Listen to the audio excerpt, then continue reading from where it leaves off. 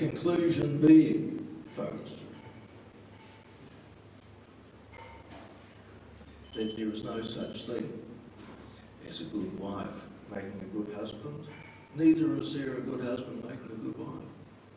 They just happily or unhappily stick together.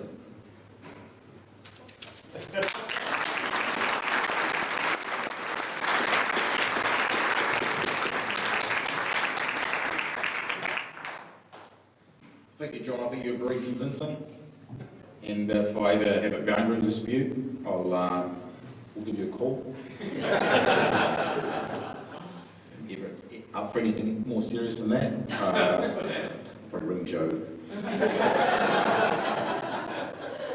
Right, so to wrap up, the last of the whole night tonight will be Murray Chapman for Toastmasters to convince you that his team should be the winning team tonight.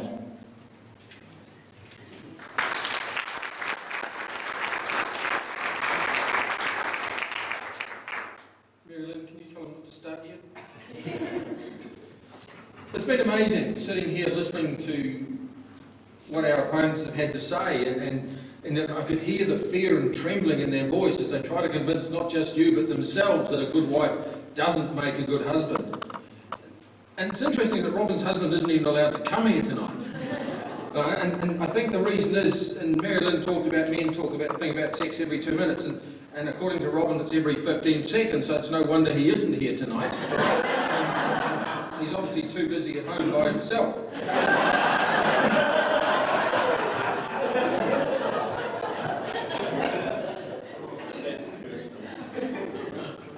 I mean, Greg was very brave. He tried to tell us that indeed, men were much better than women. And it reminds me of a story once I heard, and I know it's true, because it happened to Daryl apparently, but when he was on his honeymoon, and him and Bridget are sitting in the hotel room just before, after they got to the hotel, and Daryl takes his pants off and throws them to Bridget and says, "Try those on." And she says, "They won't fit." And he says, "Yeah, don't forget I wear the pants." So Bridget takes her knickers off and says, "Try those on." And he says, "Can't get into them." He says, "You never will either with that attitude."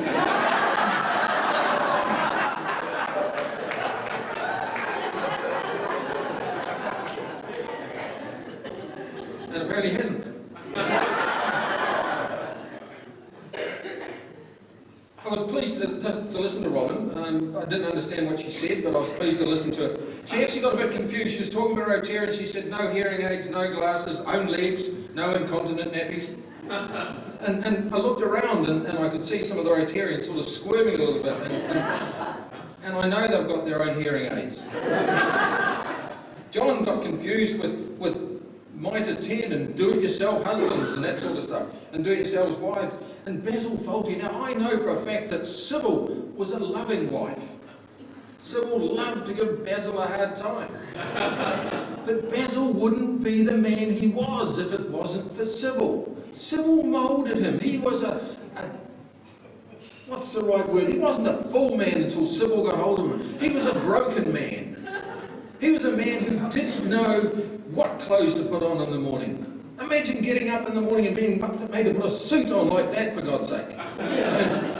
If you're a real estate agent, how the hell do you walk around in that suit, high heels, and a silver Porsche?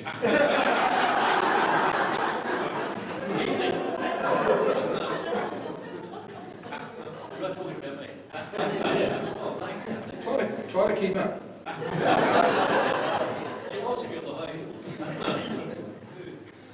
I don't think at any stage have they put forward a compelling argument that says without wives, men would be anything apart from lost souls. Walk into a supermarket, any supermarket, and see a man shopping. What does he do? He wanders aimlessly around. He goes to the frozen food section because he knows that he gets a great view of all the women leaning over the frozen food. And if he's a single man, he can think, she's pleased to see me. But if he's a married man, try to keep abreast of that one.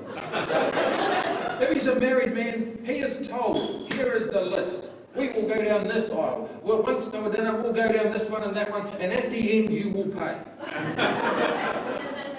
If it's a single man, he wanders around, he hasn't got a clue. He buys soft drink, he buys condiments, but he buys no food to go with the condiments. Now, condiments, you guys, are things you actually add to the food, okay?